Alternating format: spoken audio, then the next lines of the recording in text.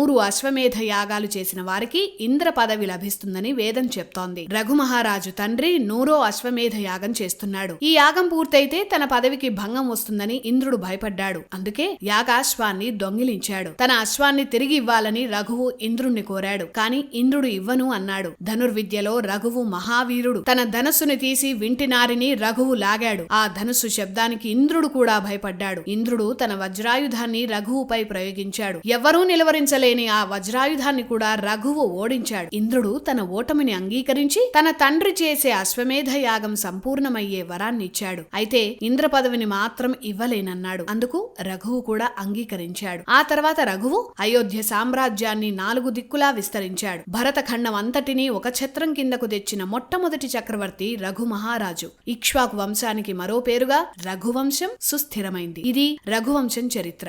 వినీ toys అమెజాన్లో కూడా లభ్యం.